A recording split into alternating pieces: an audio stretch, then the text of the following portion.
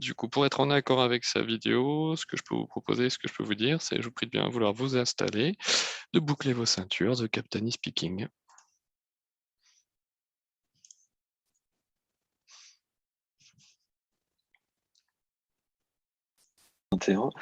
C'est de nous concentrer sur des nouveaux radiotraceurs en oncologie et sur des essais cliniques, surtout de phase précoce, hein, phase 1, phase 2 maximum, qui évaluent ces nouveaux radiotraceurs en oncologie. Donc voilà, je vous fais un petit florilège, ça vient des quatre coins du monde. Il y a une grande diversité de radiotraceurs dans la nature de leurs vecteurs, dans la nature de leurs cibles, dans le radionucléide aussi qui est utilisé. Et écoutez, je vous souhaite la bienvenue à bord de Sofra Airlines pour ce vol à destination du monde entier qui durera à peu près une vingtaine de minutes. Et il y aura aussi notre plan de vol. Nous nous envolerons donc de la cité phocéenne où je me trouve pour aller directement à New York. De New York, nous rebasculerons à Tomsk en Russie. Nous descendrons en Australie, puis nous reviendrons en Europe à Amsterdam. D'Amsterdam, nous irons à Tübingen. De Tübingen, nous irons à Angers,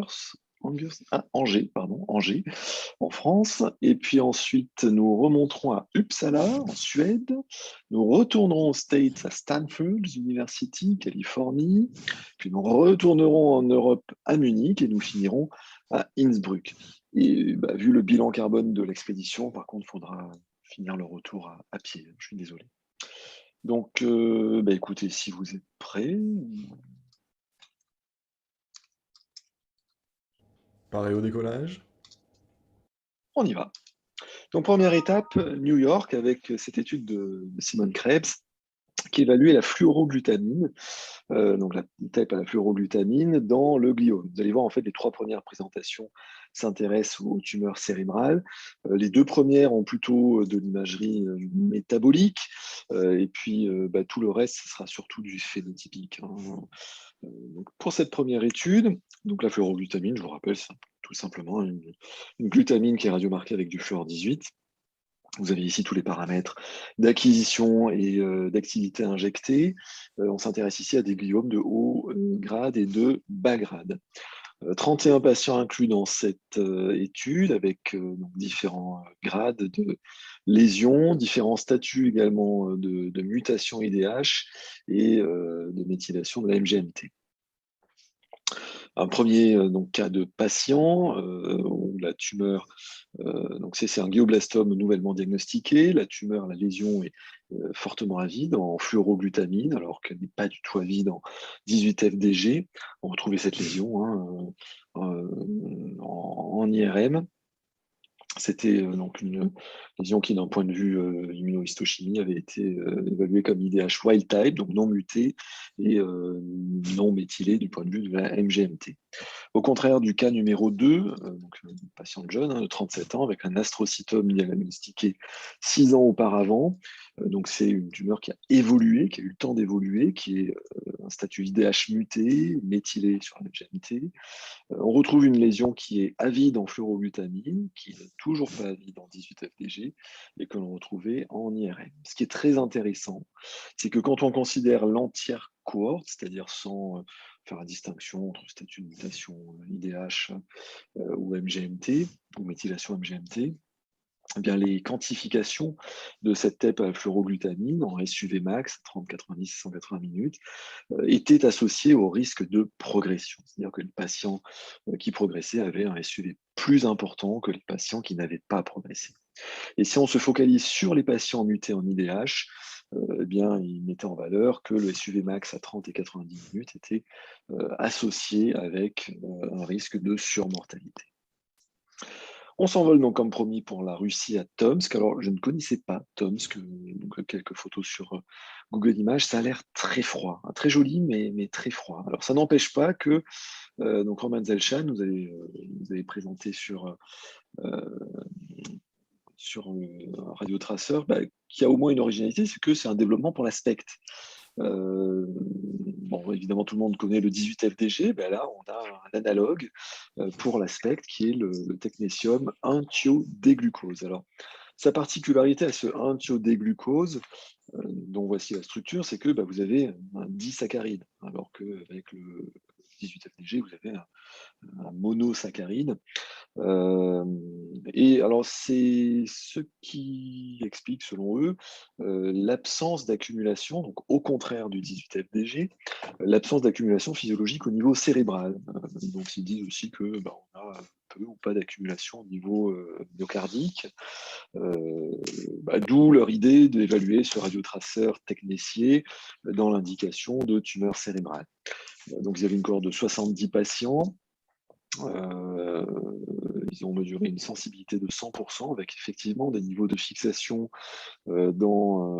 ici on retrouve un astrocytome de grade 3, des niveaux de fixation qui sont extrêmement importants, avec toujours pareil, la qualité, la résolution d'imagerie de la scintigraphie, mais avec des ratios tumeurs sur background qui sont très importants du fait de l'absence de fixation physiologique au niveau cérébral de ce technétium 1-thiodéglucose. Et puis une bonne spécificité également, puisque pas de fixation dans des lésions d'autres types que des lésions tumorales. Typiquement là, un cas de patient avec une lésion traumatique que l'on définit bien à l'IRM et qui pourtant ne fixe pas ce technétium thio-1-déglucose. L'autre intérêt, c'est la capacité à stadifier de manière assez remarquable par l'imagerie, avec un ratio tumeur sur background qui permet exactement de classer selon le grade 2, 3 ou 4 de la lésion, et puis également une corrélation avec l'index de prolifération avec le KI67, une corrélation extrêmement significative. Eh bien, on avance on reprend l'avion pour descendre en Australie. Ah non, pas encore. Ah bah si, On tombe dessus, c'est le jeu, ma pauvre Lucette. un petit clin d'œil pour tous ceux qui sont de ma génération. Donc on prend l'avion, on ne prend pas un sous-marin, puisque l'actualité, petit clin d'œil. Donc là, on change aussi de nature de radiotraceur. On reste dans le glioblastome, mais donc Andrew Scott de l'Olivia Newton-John Cancer Research Institute à Melbourne nous avait présenté cette ifapotuzumab radiomarquée et qui cible le récepteur FA3. Alors c'est quelque chose d'assez discret dans la littérature, ce récepteur FA3, mais c'est un récepteur assez important dans le micro-environnement tumoral. On va voir comme ça 3 présentations qui s'intéressent au micro-environnement tumoral, puisqu'on retrouve cet FA3 dans le stroma, mais aussi dans la vasculature, dans la vascularisation tumorale de nombreuses tumeurs solides, incluant le glioblastome. Et donc cet ifapotuzumab, c'est une IgG1 qui cible le récepteur FA3. Alors cet FA3, cet anticorps ifapotuzumab, ils l'ont radiomarqué au zirconium 89, c'est aussi le lien avec la conférence qu'on a eue hier avec Daniel Books. Vous avez ici le schéma de l'étude. En gros, il y a 2 séquences d'imagerie. Et puis, le radiomarquage au zirconium permet une imagerie à des temps relativement tardifs, jusqu'à quasi 1 semaine après l'injection. 12 patients dans cette étude, une bonne tolérance à l'ifapotuzumab, puisque c'était l'un des objectifs de suivi de cette étude.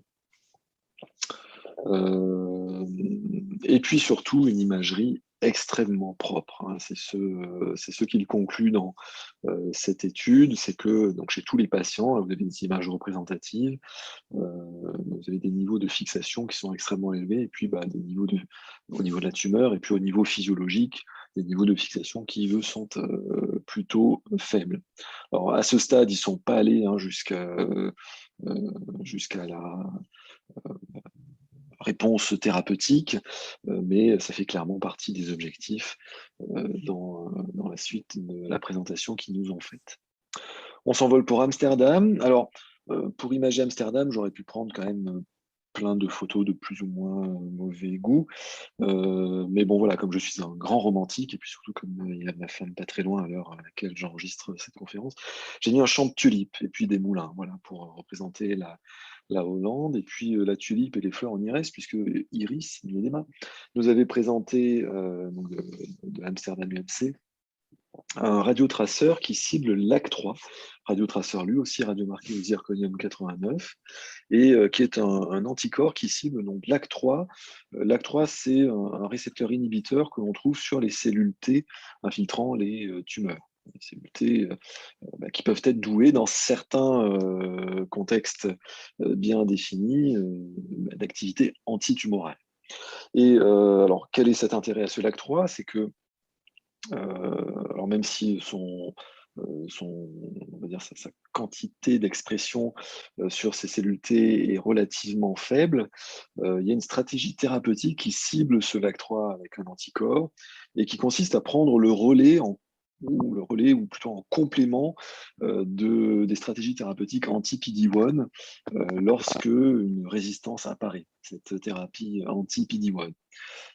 Et tout l'intérêt, c'est en gros d'avoir un couple radiomarqué de cet anti-LAC3 avec donc cette version radiomarquée au zirconium 89, donc avec en objectif de cette étude préliminaire de quantifier la biodistribution et l'uptake tumorale de ce BI 7541, l'anticorps anti-LAC3 radiomarqué au zirconium 89. Vous avez ici le schéma de l'étude, qui est assez original puisqu'elle incluait une première imagerie au zirconium avec une certaine quantité de matière, et puis une deuxième imagerie dans un deuxième cycle avec une charge plus importante d'anticorps. Donc on va voir qu'elle a un intérêt pour évaluer tout simplement la saturation du récepteur LAC3 qui est ciblé. Alors globalement, une biodistribution assez nette, assez facile, un niveau de fixation très important au niveau hépatique et au niveau splénique, avec une élimination majoritairement hépatobiliaire. Et puis, surtout, ce qu'il conclut, c'est, vous avez ici 2 patients représentatifs comparés aux 18 FDG, c'est la capacité du radiotraceur à mettre en évidence de manière beaucoup plus nette, et de manière beaucoup plus nombreuse, les lésions qui font l'objet donc de cette infiltration en cellules T. Je passe rapidement sur cette diapo. Donc en conclusion, la faisabilité de cette imagerie du récepteur LAC3 avec une dose de 4 mg. La limite qui était soulignée par cette équipe, c'était que c'est quand même une limite de taille. L'immunohistochimie ne corrélait pas avec l'uptake tumoral. Voilà, donc c'est quand même une limite de taille pour envisager la suite de l'étude. On passe à Tübingen, une charmante cité germanique, qui est le siège d'un festival chocolat. Chaque année, on ne parlera pas malheureusement de chocolat dans cette présentation de Johannes Schwenk, qui est aussi donc un radiotraceur au zirconium 89 chez les patients avec un cancer métastatique. On reste dans le micro-environnement tumoral puisqu'on cible là aussi les cellules lymphocytaires T, CD8 positives. Alors on n'a plus un anticorps, mais un mini-body, donc une version réduite d'un anticorps, et une étude qui est la suite d'une étude de phase 1, mais qui est une analyse rétrospective de 8 patients avec différents types de cancers, mais très majoritairement du mélanome. Vous avez un patient au milieu avec un cancer bronchique, différents types de thérapies, d'immunothérapie, avant et après le PET scan, et puis des évolutions aussi très variables, de patients en rémission, d'autres en progression. Globalement, qu'est-ce qu'on retient? C'est qu'au contraire de la présentation précédente, là, on a une bonne corrélation avec l'immunohistochimie. Le niveau de fixation, alors que l'on ne voit pas si bien que ça sur cette image, que l'on devine un tout petit peu ici, c'est qu'au niveau de la lésion ici, donc, qui est une métastase de mélanome, on a une fixation un peu en cocarde, qui reprend bien la périphérie, qui est le lieu en gros de concentration et une infiltration prioritaire de ces lymphocytes CD8 positifs. Je passe rapidement sur le cancer du poumon. Et ce qui était souligné par l'équipe, c'était la grande variabilité dans les paramètres cliniques individuels et puis surtout le manque de corrélation avec le pronostic thérapeutique, avec l'évolution de la pathologie. Donc clairement, le besoin d'avoir plus de patients, puisque là, il ne s'agissait que d'une analyse rétrospective et sur un tout petit échantillon de patients. Retour en France avec nos collègues angevins et l'équipe de Caroline Rousseau qui utilisait un radiotraceur dont vous allez entendre parler, la fluoro DPA 714, alors, dont on a beaucoup entendu parler, dont on entend beaucoup parler dans l'imagerie TEP de la neuroinflammation, en ciblant la protéine TSPO, mais qui ici est explorée dans un tout autre contexte, qui sont les macrophages associés aux tumeurs, donc dans le micro-environnement tumoral, du cancer du sein triple négatif, qui représente un réel challenge d'un point de vue diagnostic et prise en charge. Ces macrophages, pour rappel, ont la particularité d'avoir un phénotype assez versatile. Dans le profil M1, ce sont des macrophages qui vont pouvoir avoir des propriétés très intéressantes puisque antitumorales, alors que le profil M2 est tout l'opposé, puisqu'il va au contraire promouvoir la croissance et les métastases de ces tumeurs. Différents sous-types de cancer du sein triple négatif en fonction justement de l'association ou non de ces macrophages à profil M2 et associés du coup ou non à un pronostic plus ou moins élevé. Alors l'immunohistochimie, c'est bien. Il y en a, donc c'est le CD163 qui avait été validé comme marqueur en immunohistochimie pour retracer et pour détecter les macrophages de profil M2. C'est bien, mais bon, si on peut faire quelque chose d'in vivo, c'est encore mieux. Et donc l'équipe de Caroline Rousseau s'est intéressée à l'expression de la TSPO par ces macrophages de profil M2. Donc voilà un peu les résultats très préliminaires de leur étude pilote. Ici, vous avez le schéma de cette étude, donc on parle du FDG. Résultats très préliminaires, bon, ici vous avez les paramètres d'acquisition, mais qui montrent néanmoins des résultats encourageants, déjà sur la qualité, la faisabilité de l'imagerie, puisque en acquisition tardive, une fois qu'on a obtenu le washout, notamment au niveau pulmonaire, du radiotraceur, on obtient des niveaux de fixation au niveau de la lésion ici tumorale, au niveau mammaire, des niveaux de fixation qui sont très intéressants comparativement avec le 18 FDG, et puis des quantifications également très intéressantes, puisque augmentées quand on les quantifie sous forme de SUV max ou de SUV min, puis qui sont très bien tolérés également, sans surprise. Voilà, donc la suite du projet est en cours. On attendra évidemment de leurs nouvelles, notamment pour confronter ces résultats d'imagerie à l'immunohistochimie et à l'autoradiographie.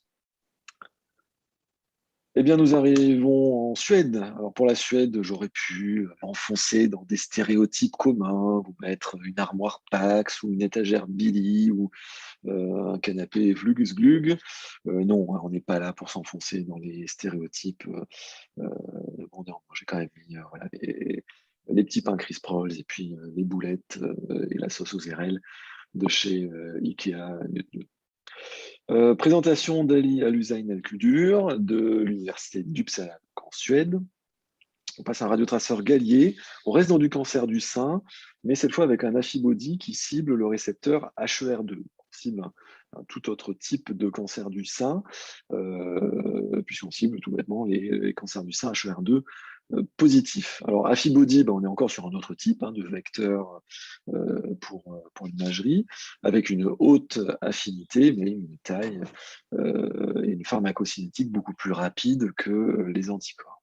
Bon, il y avait eu tout un tas d'études préliminaires publiées précédemment avec cet affibody radiomarqué au gallium-68 qui montrait une bonne corrélation avec l'immunohistochimie et une bonne capacité, a priori, à stadifier et à séparer les patients, les patientes, les lésions HER2 positives versus les lésions HER2 négatives sur la base de l'imagerie confrontée avec l'immunohistochimie.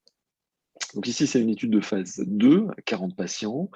Vous avez ici donc le schéma de l'étude en une semaine. Gallium Affibody, 18 FDG et biopsie. Production complètement automatisée avec une bonne pureté radiochimique. Alors, ce pas des données qu'on a forcément sur, vous avez vu, sur toutes les présentations. Et bien, quand on les avait, je vous les ai mises. Les conclusions sur déjà le timing de l'imagerie optimale, pas besoin d'aller jusqu'à 4 heures, contrairement à ce qui était suggéré dans leurs études préliminaires. Au-delà de 3 heures, on a un plateau. Et puis, alors, ce qui était un peu frustrant pour eux, c'est qu'il n'y avait pas de corrélation significative, il n'y avait qu'une tendance entre les SUV max et la positivité en immunohistochimie pour l'HER2. En revanche, la TEP au gallium Affibody HER2 a été capable de mieux prédire, plus précisément, la réponse thérapeutique que l'immunohistochimie. Donc ça, c'était très intéressant. Deuxième avantage, la capacité de cette TEP au gallium Affibody à trouver plus de lésions, donc chez un même patient, que la TEP au 18 FDG. Vous avez des images qui parlent d'elles-mêmes. Je ne reviens pas sur les conclusions.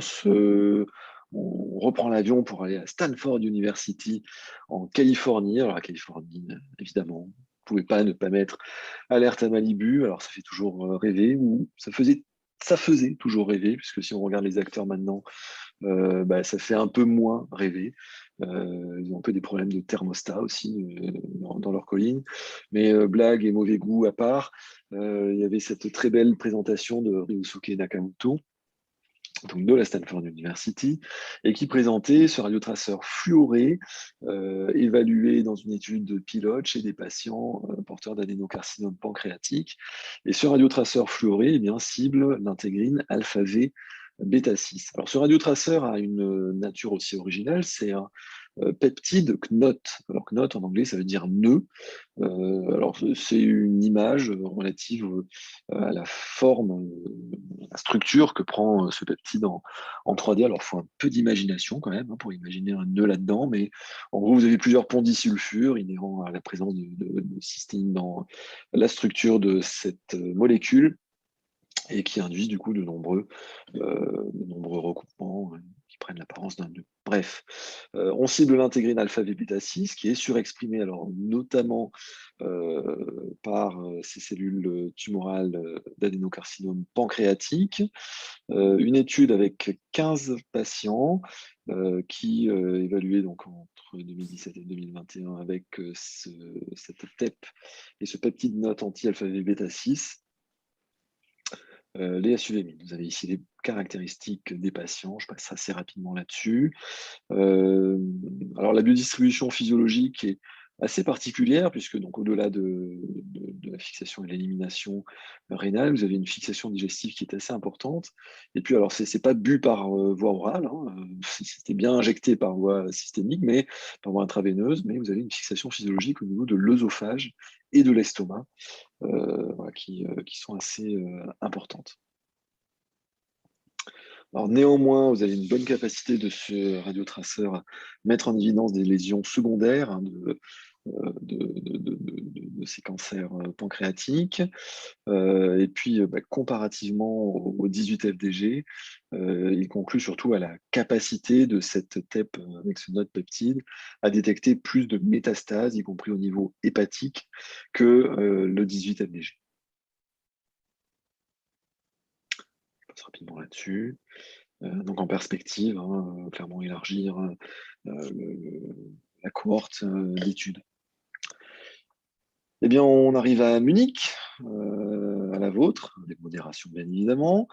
Donc cette équipe de Munich, et Lena Mittenmeyer, a présenté un radiotraceur Gallier capable d'imager l'expression de CMET. CMET, c'est un récepteur tyrosine kinase qui, lorsqu'il est surexprimé, et c'est le cas dans le cancer rénal à cellules claires, favorise la prolifération tumorale et la croissance tumorale, et a une valeur très péjorative pour la survie globale. Alors, quel intérêt? Vous avez des thérapies ciblées, notamment la cabozantinib, qui cible cette protéine c-MET. Et donc, cette équipe s'est dit que ce serait sûrement une bonne idée de disposer d'un moyen prédictif par imagerie moléculaire de la réponse thérapeutique et aussi de l'éligibilité thérapeutique à cette thérapie au cabozantinib. Donc, ils ont développé le gallium AMP100 pour évaluer l'expression de c-MET et ils relatent ici les résultats d'une étude pilote chez 12 patients. Vous avez ici les résultats de la biodistribution avec donc une fixation physiologique qui est assez importante. La capacité du radiotraceur à mettre en évidence 80%, enfin près de 80% des lésions, 69 sur 87, alors aussi bien primaires que secondaires. Sur les 18 lésions qui étaient négatives à la PET, vous en aviez la moitié qui était au niveau pulmonaire, le quart qui était au niveau du foie, et puis les autres dans ganglions lymphatiques, tissus mous et tissus osseux. Alors l'équipe mettait en évidence comme limite une hétérogénéité clonale de c-MET et puis une dédifférenciation possible de la tumeur ou des lésions avec possiblement une évolution dans l'expression de c-MET au cours du temps, ce qui engendre une hétérogénéité inter-individuelle et même intra-individuelle, c'est-à-dire qu'au sein d'un même patient, vous pouvez avoir deux lésions qui vont pouvoir exprimer de manière très différentes et qui vont pouvoir évoluer dans le temps du point de vue expression de c-MET. Voilà, tout reste à faire d'un point de vue évaluation de la prédictivité de ce radiotraceur d'un point de vue thérapeutique. On finit notre tour du monde avec Innsbruck. Et donc ce radiotraceur, le gallium DOTA MGS5, qui évalue l'expression du récepteur CCKR2, donc le récepteur à la cholécystokinine de type 2, dans le cancer médulaire de la thyroïde. Alors, beaucoup d'équipes sont cassées les dents sur l'imagerie de ce récepteur, simplement parce que, donc, en s'inspirant de la minigastrine, qui est son ligand naturel, vous aviez de nombreux dérivés qui souffraient d'un manque de stabilité in vivo. Donc, il y a eu énormément d'optimisation pour arriver à ce MGS5, à ce DOTA MGS5, qui permet, donc après radiomarquage à l'indium, au gallium, même au lutécium, d'obtenir une stabilité suffisante pour l'imagerie, voire pour envisager de la radiothérapie interne vectorisée. Une biodistribution qui est très propre, beaucoup plus propre que de nombreux radiotraceurs que l'on a en version Gallier, y compris sur le marché. Un bon niveau de détection des différentes lésions dans différentes localisations. Et puis des perspectives théranostiques à ce radiotraceur, puisque l'équipe envisage d'évaluer donc l'effet de ce même radiotraceur DOTA MGS5 radiomarqué au lutécium 177. Nous voilà donc de retour à la maison. Voilà un peu pour ce florilège de radiotraceurs de différents types, de différents vecteurs, différentes natures. J'espère que ce tour du monde vous a plu. Alors, à défaut d'y figurer à Marseille, on s'est dit, mais bon, voilà, qu'est-ce qu'on pourrait faire un peu d'original?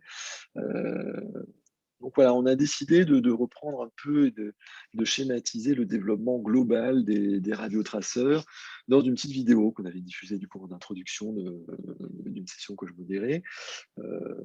Cette vidéo, je vais vous la montrer. Vous reconnaîtrez, pour certains qui connaissent un peu le microcosme marseillais, vous reconnaîtrez sûrement voilà, une ou deux têtes, je n'en dis pas plus. Et je vous souhaite une bonne continuation dans ces rendez-vous de la Sofra. Merci de votre attention.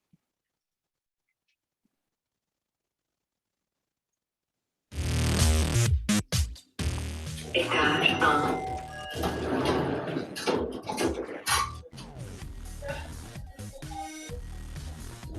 Hi folks, I'm your chairperson and the intensive training manager for the Radio Tracers, so-called the highly innovative and inventive Radio Tracers Club, the HEAT Club. I'm your chairperson for today and I'm delighted to welcome you at this biggest title of Radio Tracer labeling and validation. Come with me, you're my guests. Today you'll meet top 11 candidates from the book. Wait. Oh, who's that? Who's that? It's Professor Stefano Fanti, my biggest source of inspiration. I feel good, Karma. This is gonna be a fantastic session. Come with me, no time to lose. Coming from worldwide, they are sexy GMP radio-labeled molecules for PET or SPECT tumor imaging, such as radio-labeled antibodies, nanobodies, peptides, and other small molecules. Let's start with IV administration. Many things can already badly happen here: binding to circulating proteins, hydrolysis, instability, and so on.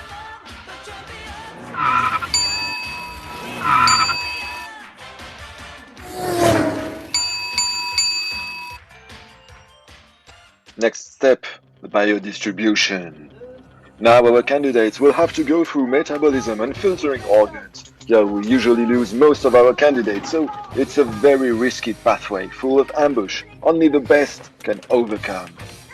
The antibodies at the back are often very slow, so if you want to have a result, you'll have to come back tomorrow. If specific and fine enough, peptides and small molecules reach their target, that is, the bad tumor here.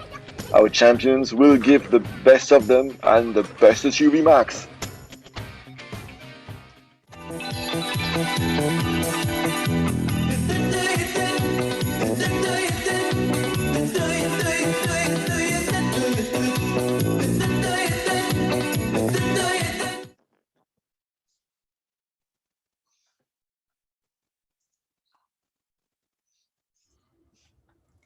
Et ben maintenant, il faut enchaîner là-dessus. Et voilà, mais il y a Marseille se spécialise sur les vidéos à chaque fois pour le NM.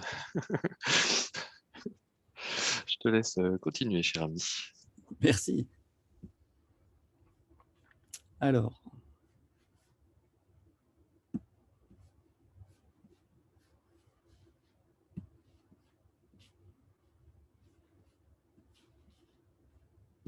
Je vais y arriver.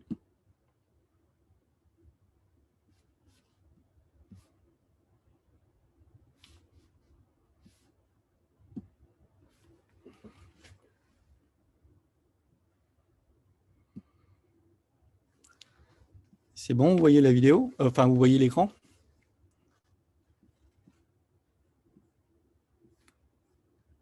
Ouais, c'est bon. Ça sera beaucoup plus modeste de mon côté, je ne vous le cache pas. Je me suis concentré sur la série de topos dans la CME9 radiopharmacie, avec notamment 2 interventions qui m'ont particulièrement intéressé, puisque ça permettait de répondre à 2 questions que se posent les radiopharmaciens. La première, c'est: est-ce que je dois continuer à acheter l'équivalent d'un petit appartement en gallium chaque année? Et la deuxième, si la réponse est positive à la première, c'est: combien de temps je vais devoir acheter l'équivalent d'un petit appartement en gallium chaque année?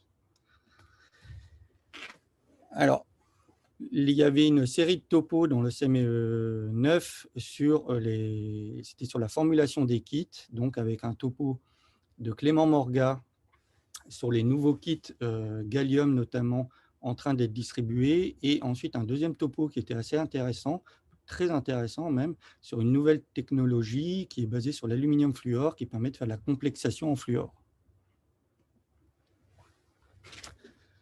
Alors Clément avait fait toute une première partie que je ne vous présenterai pas sur la composition et la création des kits en gallium, et un petit rappel sur la chimie du gallium aussi. Il faudra le solliciter, je pense, pour nous remontrer ça. C'était très bien fait. Et ensuite, donc, c'était Chiara Dapieve, j'espère que je le prononce bien, qui parlait des marquages au gallium, que je pensais être une technologie réservée à des marquages sur module. Et en fait, il y a une approche kit qui est en train de se dessiner avec ce type de marquage aussi. Alors, la première diapo que j'ai récupérée par Clément, c'était évidemment sur le cancer de la prostate, avec une trousse à marquer basé sur le PSMA 11, avec comme indication les patients adultes avec une augmentation du PSA après prostatectomie ou radiothérapie.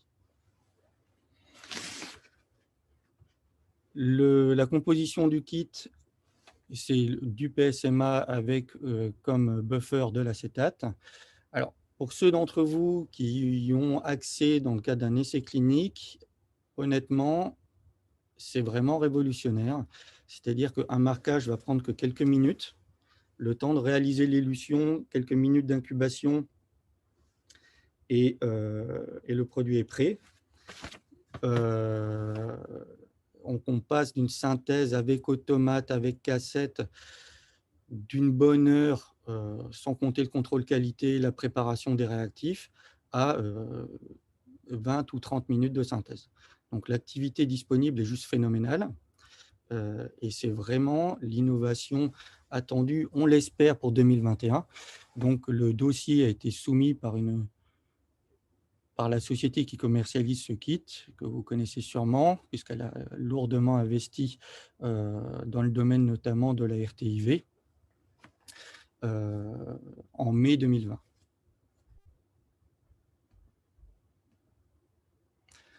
Alors, le topo suivant, ça va porter sur le FAPI. C'était la deuxième trousse qui était présentée par Clément. Donc, le FAPI est le nouveau composé qui a beaucoup de succès ces derniers temps, avec différents articles. Alors là, c'est des extraits du JNM de 2020 et 2021, avec le nouveau traceur à 1 milliard de dollars, et est-ce qu'il va remplacer le 18 FDG. Alors, ça a l'air d'être un petit peu plus compliqué que ça, parce qu'il n'a pas la même distribution que le FDG, et effectivement, pour la première notice, c'est un traceur non seulement diagnostique, mais qui a l'air d'avoir un intérêt theranostique relativement marqué. Et pourquoi il soulève un tel intérêt? C'est parce qu'il a l'air d'être aussi versatile que le FDG en oncologie, et avec un rapport tumeur-bruit de fond qui est plutôt satisfaisant. Donc, Frédéric a parlé d'un projet de DME sur le FAPI avec un travail de la SOFRA, et effectivement, il y a quelque chose à faire sur ce traceur-là. Ça a l'air d'être une piste extrêmement intéressante pour l'avenir. Et donc, Clément présentait un kit qui était basé sur le FAPI 74, qui est en train d'être bien avancé aux États-Unis, qui le composé comporte une cage NOTA, donc qui permet un marquage à température ambiante, peut-être une certaine sensibilité, puisqu'il y a des antioxydants qui sont nécessaires pour garantir la stabilité du marquage, mais peut-être encore une fois un produit qu'on va voir arriver l'année prochaine, si tout va bien, dans nos radiopharmacies.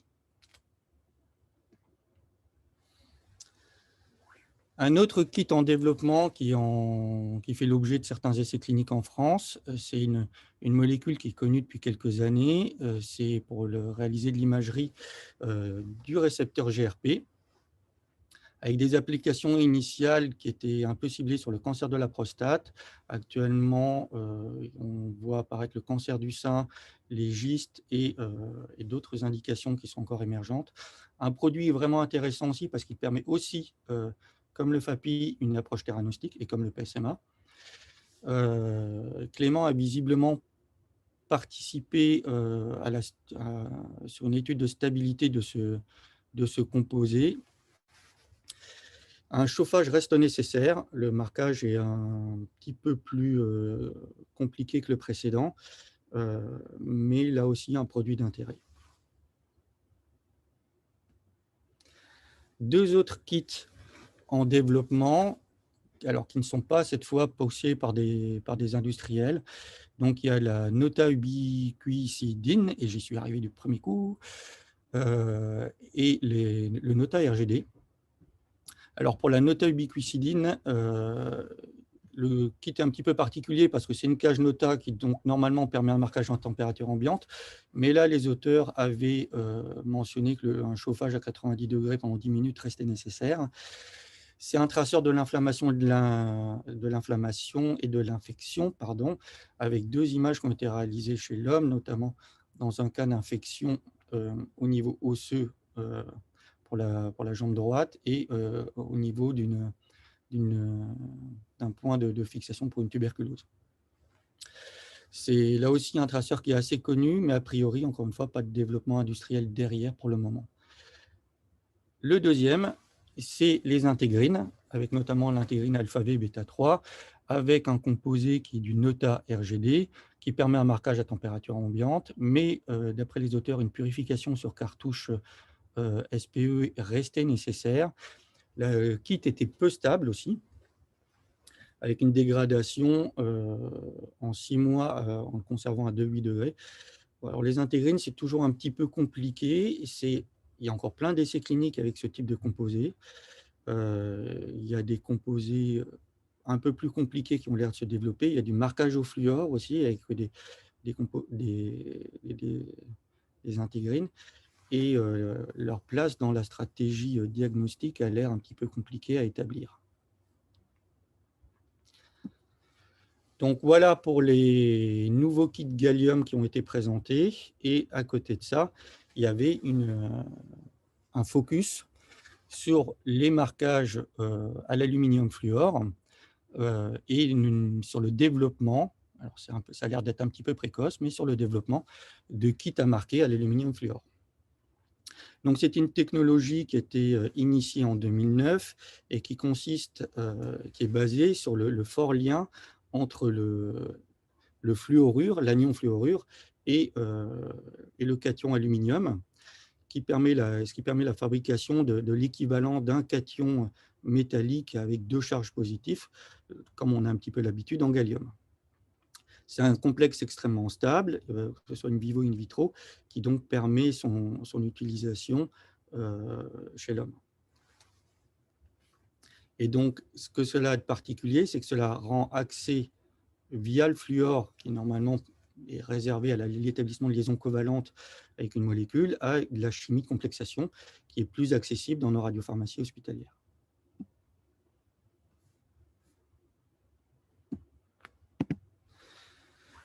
Alors, ce composé a d'intéressant aussi, c'est que la plupart des chélateurs, comme sur l'image de gauche, les Nota que vous connaissez sûrement, et pareil pour les acycliques à droite, vous voyez que ça a l'air de marcher aussi pour les composés de type HBED, comme ceux qu'on retrouve dans le PSMA. Donc, en fait, la technologie de marquage gallium qu'on utilise actuellement a l'air de pouvoir être utilisée quasi telle qu'elle avec cet aluminium fluor. Alors, du même auteur, j'ai retrouvé elle avait présenté un petit peu lors de la présentation comment se passe un marquage à l'aluminium fluor. Donc, il y a le précurseur, de l'aluminium, de l'acide ascorbique pour toujours les problèmes de radicaux libres, un tampon à pH 4 auquel on rajoute le fluorure en solution aqueuse avec des cosolvants organiques, un chauffage à 100 degrés pendant 15 minutes, une purification, le contrôle qualité et l'injection est possible. Et effectivement, elle a participé, alors là l'exemple c'est sur Tracis.io, mais ils l'ont aussi, si je me souviens bien, développé sur Synthera. Et comme vous pouvez le voir sur le layout de la cassette, ça a l'air relativement simple et ça pourrait probablement être transposé sur les automates dont on est équipé actuellement.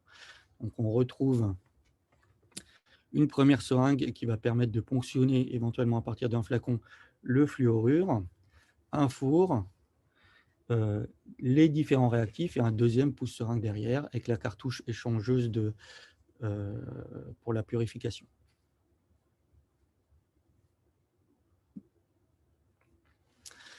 Quels sont les composés qui sont en train d'être développés avec cette technologie? Alors, il y a déjà des essais cliniques en production par automate avec notamment des molécules qu'on connaît déjà, hein, c'est les dérivés de l'octréotide, donc sous la forme de nota-octréotide marqué à l'aluminium fluor, avec 2 essais cliniques en Belgique et 1 en Chine. On retrouve évidemment notre PSMA 11 marqué à l'aluminium fluor, et on retrouve encore une fois le FAPI dont on parlait tout à l'heure avec le kit gallium, avec un essai clinique en Chine, mais a priori c'est une technologie qui va apparaître très rapidement dans nos contrées aussi. Les rendements de marquage ont l'air excellents, et ce qui permettrait une production relativement aisée de ces radiotraceurs. Alors, a priori, moi j'en étais resté là, et en fait, sur la fin de sa présentation, elle a montré que des kits étaient en train d'être développés en permettant un marquage à l'aluminium fluor via le système de trousse classique, avec un chauffage, avec un mélange de tous les réactifs, et le rendement de marquage est tel que cette technologie est accessible. Avec des kits en développement, donc le premier en jaune, c'est un dérivé d'octréotide, si je me souviens bien, et il y a, pareil, 2 kits au stade de la clinique avec de l'alphatide. Ce qu'elle a présenté comme avantage et comme inconvénient avec cette technique, notamment pour la partie kit, une synthèse rapide, des très très bons rendements, customisables en termes de quantité de précurseurs, de traceurs. Il existe déjà une expertise pour la réalisation de kits de synthèse.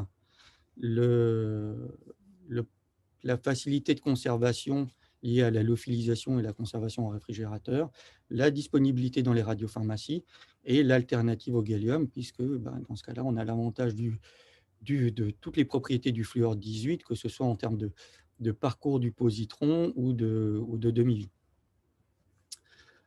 Les points négatifs, la production à petite échelle, l'irradiation de l'opérateur, mais c'est le problème de l'approche kit qu'on peut retrouver dans les marquages au gallium actuels, les risques d'erreur d'opérateur, éventuellement un besoin de purification, et la stabilité avec les problèmes de température et de radiolyse en fonction de la quantité de radioéléments ajoutés au kit.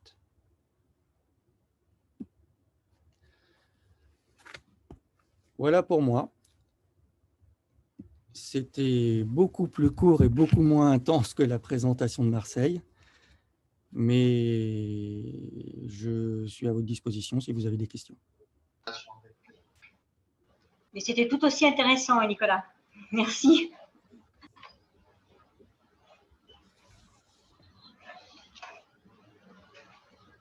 Est-ce qu'il y a des questions? Des remarques plutôt,